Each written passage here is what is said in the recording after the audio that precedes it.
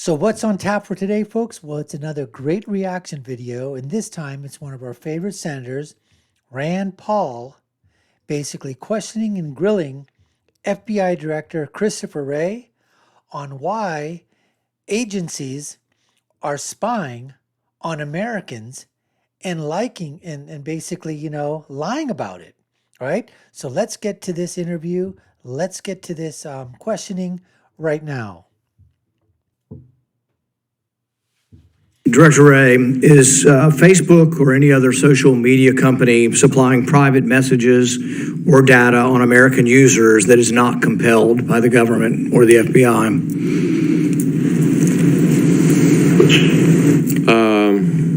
Not compelled. In other words, not in response to legal process. No warrant, no subpoena. They're just supplying you information on their users. I don't believe so, but I can't sit here and be sure of that as I sit here. Can you give us a yes or no by going back to your team and asking? Because it's a very specific question, because if they are, it's against the law. The law, the Stored Communications Act, the Electronic Communications Privacy Act of 1986 prohibits providers from sharing electronic communications with any person or entity unless it's compelled. This was done to protect the privacy of people so we could feel like we can send an email or direct message to people without having that information given over. It's a very specific question. Will you get with your team of lawyers and give us a specific answer? Because this is the law. If you're doing it, then we need to go to court to prevent you from receiving this information. Well, I can tell you that I'm quite confident we're following the law, but what I will also Well, that's not the answer. That's not the answer. But I will also follow up with you to make sure that we get you more information, more detailed information. Is the All right, folks. So, come on here. Simple question, yes or no. Are you going to give us that information or not? Well, yeah, I guess I can give it to you. We'll meet with you. And then he says, but we're following the law. Of course, we're the FBI. We're the Federal Bureau of Investigation, right? We're the premier law enforcement agency in the whole world. Trust us. Come on. Hey, Bubba. Come on, Bubba. Come on, bruh. Trust us.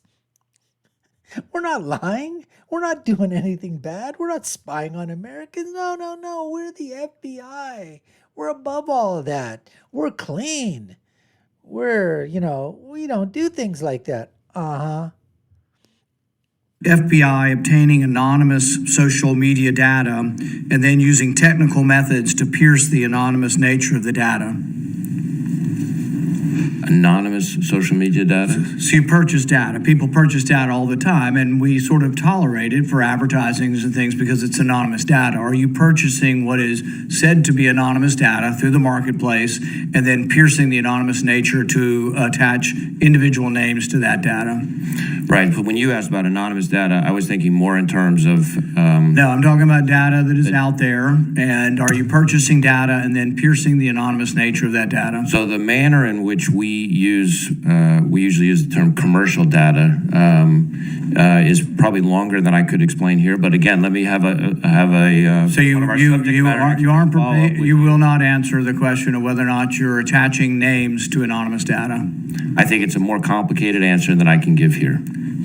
So far we're 0 for 2 with getting you to answer this, but you're pledging you will actually answer the question, because you have to realize the frustration. We'll write you a letter and your team of lawyers will write back a 15-page letter that says nothing, and you won't answer the question. These are very specific. This is whether you're obeying the law, whether we can have confidence. I want to have confidence in the FBI. We are obeying the law.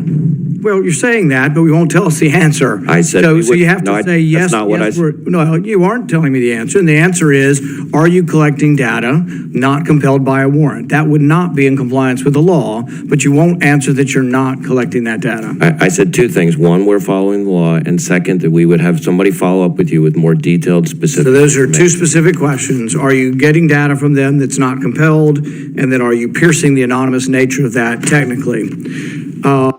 You see here, folks, it's like pulling teeth. It's like going to a dentist's office, right? Just pulling teeth. It's just so painful to watch and to hear. This is what happens. Directors of various agencies, secretaries, undersecretaries, deputies, whatever they are, of these governmental agencies, They basically are compelled to come before Congress. There's an oversight committee. That's Rand Paul says, look, we're the oversight committee for you. And it's like, we're trying to get this information. We've sent it out. And, you guys just basically take your sweet old time. And then we get a page of document from you or from your lawyers that basically have a couple of sentences in there asking for more information or clarification. We couldn't be much more clear than what the question we're asking for. Are you getting data, commercial data, outside data, whatever you call it? And then are you piercing the anonymity of that data by using technological means to get to find out who it is that is behind said data? Simple question, yes or no? Don't know if I can answer that question, but trust us, trust us. Are you receiving private messages from social media companies through the use of confidential human sources? From Facebook, social media companies. You have people working over there who you're paying or who are volunteering to give you information, even though it would be against the law for Facebook to do this. But now you're saying, well, we'll get around the law by using confidential human sources. You mean, just to be clear, I'm following the question, you mean in effect recruiting a human source inside the company? Exactly. Yeah. No, I don't believe so. I think what we have had situations where we have confidential human sources, not employees of those companies, but who report to us on their own communication. Okay. So if the two of us had a communication and Secretary Mayorkas was a human source, he could report to us about what he is saying to me. Once again, I'd like the answer to be more specific from your team. Not that I don't believe so, but that you are or are not using human confidential resources within Facebook. So we get back to the idea of whether or not you're getting information for them outside the warrant process, because the next question is, which you probably won't answer either, is are you taking information that you're getting not through the warrant process and then going around and coming back and using that as a predicate for getting a warrant to actually get the information you've already been given? I'm not sure I'm completely following the... Basically, you get information that Facebook's volunteering. This has all been written up in the Post article. You're familiar with the Post article with the accusations. And the question is, are you getting information they're giving to you? They say, oh, somebody says January 6th was great. Here's information on this guy. Then you're taking it and then using it as a predicate to say, well, now let's go to the court and get a real warrant and get the information we already actually got without a warrant. So we get tips and leads from all over the place, from members of the public, from businesses, from community leaders, from other government partners all the time. And we use the tips and leads that we get to often form predicates for law. Are you getting tips and leads from Facebook and social media companies? We get tips and leads from companies, absolutely. Right. It includes private information. But I'm not aware of us receiving any tips or leads. See, here's the point is, you may think it's just jolly well to get all this stuff without a warrant that people volunteer to you, but many of us are alarmed that you're getting this information that are private communications between people because it is against the law. It's against the law for Facebook or social media companies to give it to you, but it's also against the law for you to receive it. So you're going to have to very specifically go back with your team and search over whether you're doing it, not just say, we're probably not, we obey the law, we're good people. Well, no, there are doubts because this has been reported.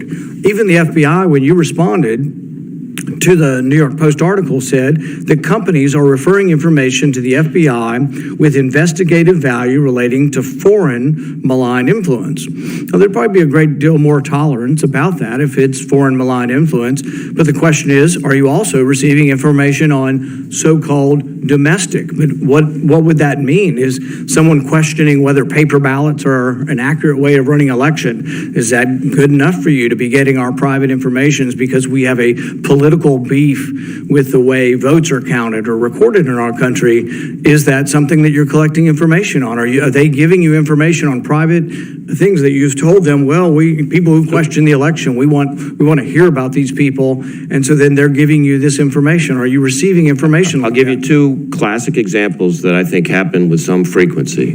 One, if we supply information to, say, Facebook or any number of other technology companies about foreign accounts, Russian intelligence service, for example, accounts, when they then look in their system for those accounts, they often find other accounts related to those, and they provide tips and leads back to us about those. That's one example. A second, would be a situation where a technology company encounters a threat of violence on their platform, on their services, and they provide tips and leads to us, and we follow up on those threats of violence. Not a lot of disagreement about that. The question is when we start to talk about political speech, and that is the question: are you receiving things that could be interpreted? And we'd want to know, and if you're not going to admit to us, whether it's political speech, someone who questions the election, someone who is mad about something that is going on, but it's not saying they're directly going to commit violence. They're mad about things. What the New York Post article said is, yes, you're getting this. And then when they're finally read in context, and this is from a whistleblower, which makes us suspect you're not being forthcoming or honest with us, is that whistleblowers are saying you are receiving this information from Facebook and others, and that you are going around the Constitution and to come back and try to get warrants for it. But then once you read it, there's been no actionable intelligence on this, but this is an active program that you've got. You work for the government. You should admit to us whether or not you have a program going after our speech.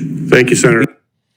So, folks, as we've seen here right now, Director Wray, completely lying, and he's under oath, and he's doing it in a very well thought out way. He knows exactly what's happening. He knows exactly that they're taking this information that they shouldn't be getting. According to the New York Post article, a whistleblower, not just one, but several whistleblowers within the FBI. These are good people. These are the rank and file. These aren't the upper, echelon managerial people, okay, that are just completely part of the deep state or whatever. We're talking about people that are looking within the FBI, the rank and file, those men and women that are basically saying, hey, this is not right. We can't violate the First Amendment here. We can't violate the rights of citizens. We can't violate the rights of privacy. And this information is private. And so what's happening here is, to put it into a nutshell, is that Facebook, and they have plans, folks. Don't tell me that Christopher Wray is saying, oh, we don't have, operatives that we put inside, Facebook or Google or any of these other social media companies. Of course they have put inside there. They've got their own operatives that are working inside there. They're getting this information. And what Senator Paul was saying was that what's happening is that Facebook, they're giving information to the FBI. And then the FBI is getting that information. And then they're saying, oh, there's something wrong going on over here. Now they've got that information in their hands. They say there's something, maybe, who knows, we're not exactly sure, but we need to find out. So guess what? Now we can go ahead and get the warrant. But guess what? They couldn't, that's illegal. You can't get the warrant based on information that you got illegally and then go backdoor basically and say, oh, you know what? Here's a warrant for that information. Now we can basically say, yeah, now we're getting the information legally, because initially you got the information and it wasn't legal. I mean, figure that one out, folks. This is exactly what's going on. And he won't answer the questions. I'll get back to you. Have our team trust us. We don't do things like that. We're the FBI. We're above that. We don't need to do that. We're not trampling on the rights of individuals. No. And look how he kept going back and forth on what? Foreign influence. Yes, okay, they're foreign influence. Okay, that's different. Even Rand Paul said, we understand. We wouldn't have that much of a difficulty in understanding there was a foreign influence going about doing something that maybe might be nefarious. Okay, but political speech, that's nefarious? Come on, folks. We all know what's going on.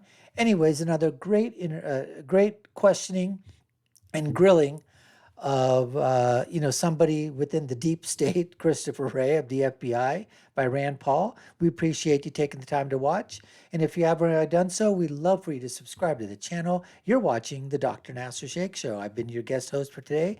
My name is Dr. Nasir. Hit that notification bell, like, share, and follow us. Let us know what you think in the comments below. And I'll leave you with my final thoughts, which are, when you're right, you're right. And when you're left, you're wrong. We'll see you again next time, folks. Take care and stay safe.